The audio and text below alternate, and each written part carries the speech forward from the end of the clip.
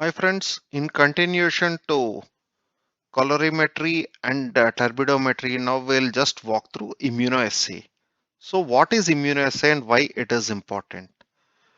There will be some constituents in our serum or plasma which are in utterly micro quantities, which means the concentration will typically be 1/100th of what we do in biochemistry or even less. So the tests need to be very specific, which will be pinpointed only to that particular enzyme what we need to measure. For example, if someone goes to a doctor for a thyroid profile, they need to measure three parameters, which will be T3, T4, and TSH. And in advanced cases, they need to analyze free T3 and free T4 also. In this case, the the reaction should happen only to that particular enzyme. For example, if they want to measure T3, the reaction should happen only with T3. If they need to do free T3, the reaction should happen only with free T3. Along with that, we also measure infectious serology in immunoassays, which means, for example, before they donate a blood, they do the blood test for HIV, HBsAg, and HCV. So in this, the reaction should happen for HIV test only if there is HIV virus.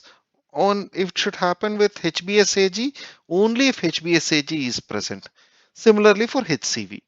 So since here we do with much micro quantities, here the kind of analysis that is done will also be much more specific.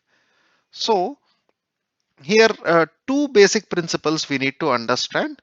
One will be there will be a substrate. The substrate is specifically in the analyte what we add. The substrate will start getting reacted and it will result to two products, and one or both of the products will develop some color or some other concentration, and this concentration is directly proportional to the quantity which is present in the human serum.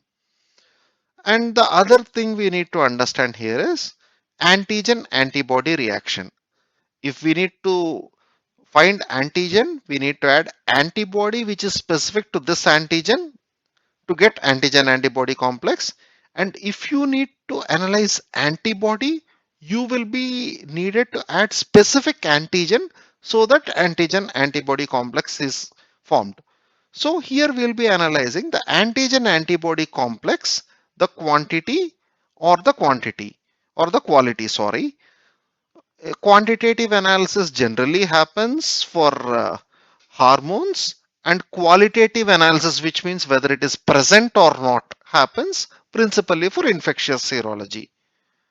So there will be three typical mechanisms which are useful in finding the end result. Antigen antibody reaction is common in all immunoassays. So how we analyze after the test happens? For that there are three different mechanisms. Number one is ELISA, which is enzyme linked immunosorbent assay, which is the cheapest among all three of them, because ELISA readers are typically around a lakh or a lakh and a half, and it can be done in smaller laboratories also. So ELISA test happens the same way as other tests. There will be an antigen antibody reaction. After that, antigen antibody reaction is done. Then it will form a complex which will develop some color, and there will be a stopping solution which need to be added after the reaction is over, and the concentration of color or which color is developed will decide the test. In qualitative analysis, they see whether color is developed or not. If color is developed, that means it is positive. Color is not developed, that is negative. In quantitative analysis, typically when we talk about hormones, we see how much quantity of color is developed. So quantitative and qualitative, both of them are possible in all the analysis methods. And the principle remains the same. And then comes RIA. RIA is radio immunoassay, in which there will be one antigen, one antibody which will be added, and the antigen or antibody which need to be analyzed, the other one will be radioactive tag. For example, if you want to measure antibody, a radioactive tagged antigen will be added. So after the reaction is over, there will be some radioactive tagged antibody which will be tagged to the antigen that you add, and then it will be analyzed in a counter, in a radioactive counter, and we can get the result. So radioactive immunoassay, the equipment or the instrumentation is expensive, but the cost per test is way far cheaper. That's why very big laboratories will go for RIA, because it is one of the oldest form of analysis.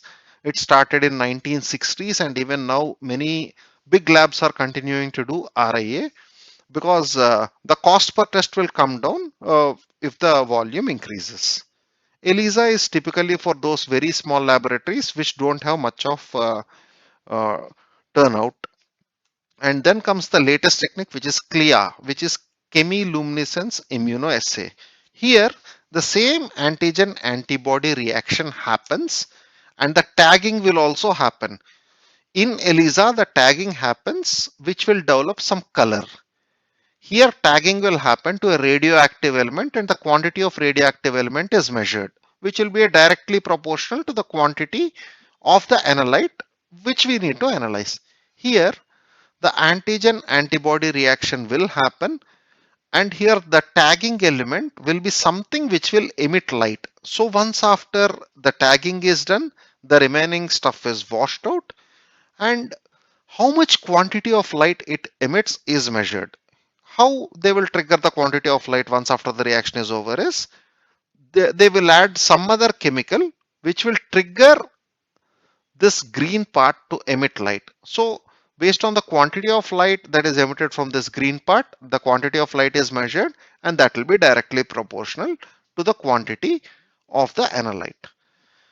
And then comes last but not the least, ion selective electrode, which is used principally for sodium potassium chloride kind of tests, which are not very accurate in biochemistry.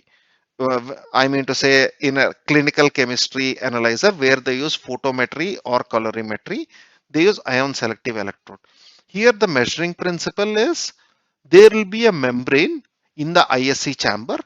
This membrane will pass one particular kind of electrolyte only. For example, if it's a sodium electrode, this will let only the sodium pass through this. If it is chloride, it will let only chloride pass through this. And if it is potassium, it will let only potassium pass through this. Here, what I am saying is the concentration will not pass through, but if the quantity of potassium is more here, more quantity of electrons will pass through. And if the membrane is specific to sodium, more sodium will make more quantity of electrons pass through. If there is less sodium, less quantity of electrons will pass through. So the quantity of electrons that pass through that specific chamber will be directly proportional to the actual analyte. And this is pretty much about ion selective electrode. And that's all for now, friends. Thank you for viewing, and please subscribe and share my channel. And if you find the content good, please share with your friends. If it is not good, please share with me so that I can make better content going forward. And if you want to know anything specific, you can write in the comment box, and I'll try to make the video at the earliest uh, based on the request from the viewers. Thank you so much. Have a great day. Bye.